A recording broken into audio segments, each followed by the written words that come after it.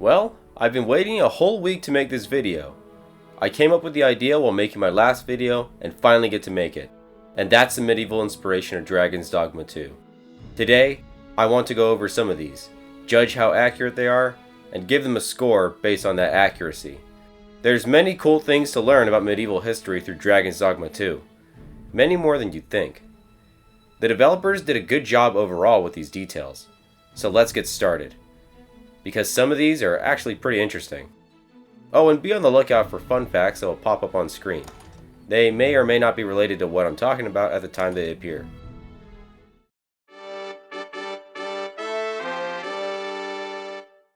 Water wheels are a staple of beautiful landscapes and country aesthetics, but these wheels do more than offer a quaint visual.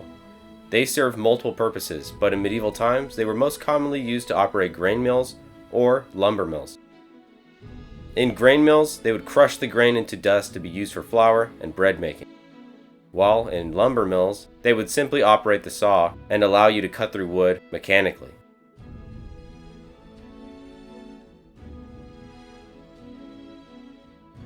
In Dragon's Dogma, you can find water wheels, although they tend to be in a state of disrepair. And furthermore, they don't appear to be mechanically connected in any way that would be useful. There isn't even a grain mill at all either, so I don't know why these are here. I'd give the representation of these 1 out of 5 beefsteaks. It's accurate technology, but that's about it.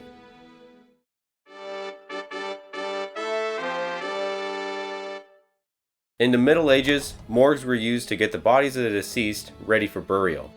The process included something known as embalming, which basically means the body was made to resist natural decomposition, and thus preserving it for a long period of time. However, the process of embalming did a lot to the body, all of which would drastically change the state of the body, like removing organs, draining blood, or filling the body with materials.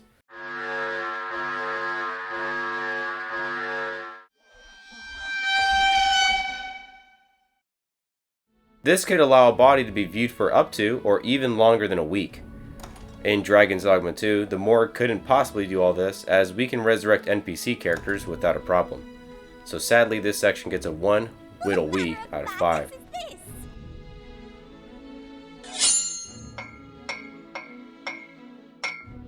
Moving on to something that is basically synonymous with medieval history, and that's blacksmithing or forging. By far one of the most important and necessary trades during the Middle Ages. Blacksmiths were a cornerstone of most Middle Age economies, as weapons and armor needed to be repaired and forged frequently. According to most advice, the essential tools for blacksmithing are as follows: a forge for heating metal, tongs for moving hot metal, an anvil for which to work the metal on, and a hammer to shape the metal. Grindstones were also a commonly used way to sharpen weapons. Although, how do the tools of real-life blacksmiths differ in-game? Well, as you can see, most blacksmiths in-game do indeed have these tools, along with a bellow, file, and multiple buckets for quenching hot metal. I could see a good number of arms being made with these tools, especially in the Middle Ages, so they earned 4 goblin variants out of 5. Pop quiz! Out of the following weapons, which was the biggest status symbol?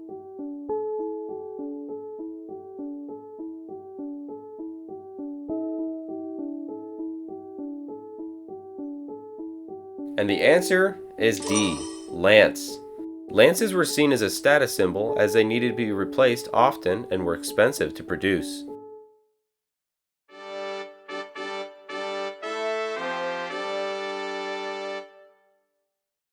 Next up, we're going to have water systems and the like.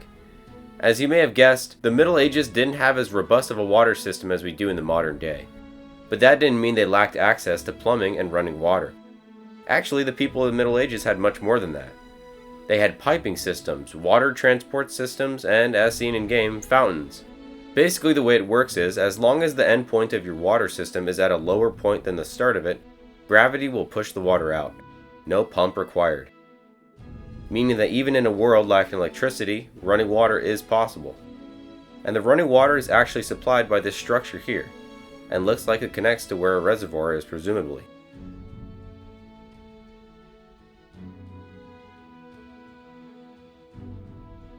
which means these fountains above the endpoint would be impossible, unless there is another mechanism moving water that we can't see.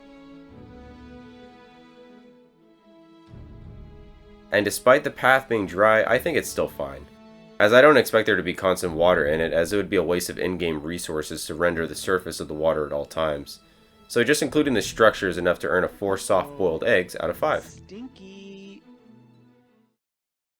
Take a look at this image, and tell me what you think it is. I'll give you 5 seconds.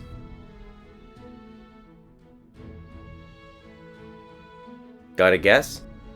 Unless you've seen this somewhere before, you'd be hard-pressed to give the correct answer. Well, the answer is something nasty. It's a place to drop your business, if you know what I mean. Basically just somewhere to let your stuff outside without leaving the building. And sadly enough for the workers of the castle, but some royalty had people that personally cleaned the waste of the royal families. Can you imagine that being your job?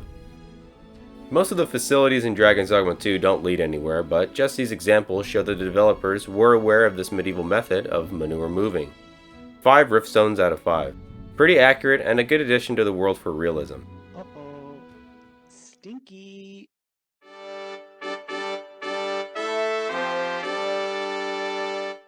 The trebuchet and ballista both play a similar role in history. Long-range artillery used to take down structures or enemy soldiers.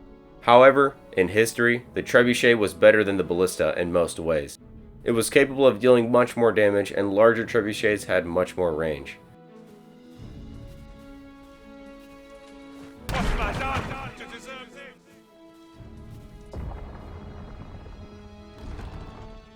But ballistas are more accurate, making them ideal for taking down the flying beasts of Dragon's Dogma. So I feel comfortable giving the representation of these two weapons a 4 misshapen eyes out of 5.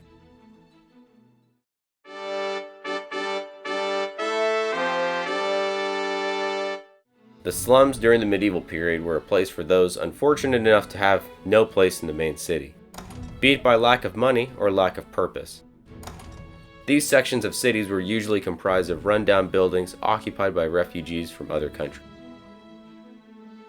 This actually makes a lot of sense in the case of Dragon's Dogma 2, as there are a high percentage of Beastren here as opposed to the common area, and especially noble area, as Beastren originate from the neighboring country of Batal, and it doesn't help that there is a disdain for them in Vermont. This gives the accuracy of the portrayal a 5 tomes out of 5.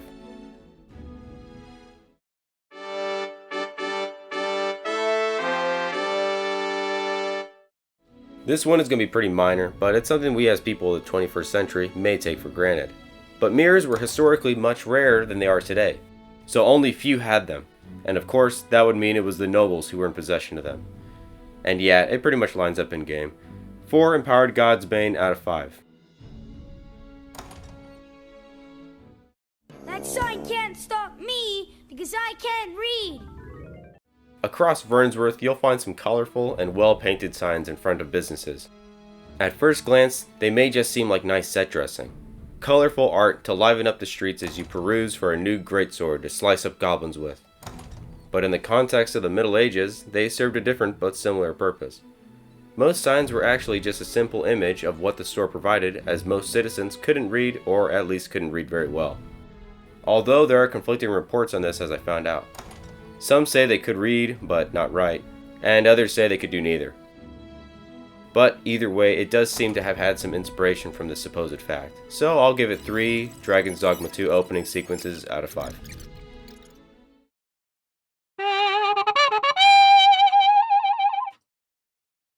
During the Middle Ages, the most common crop was wheat, barley, or oats.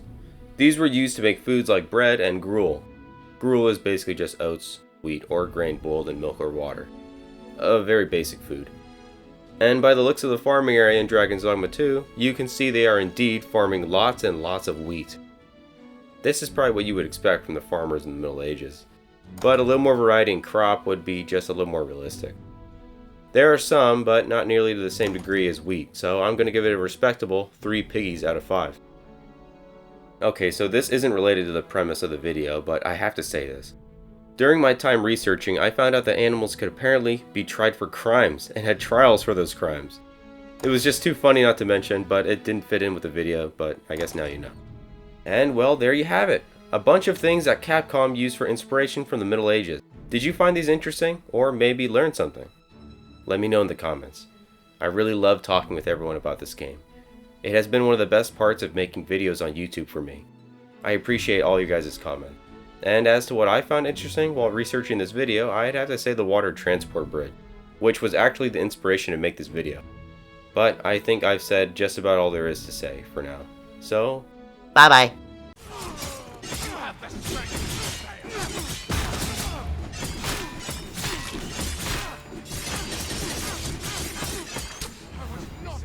Never thought it'd hurt like this.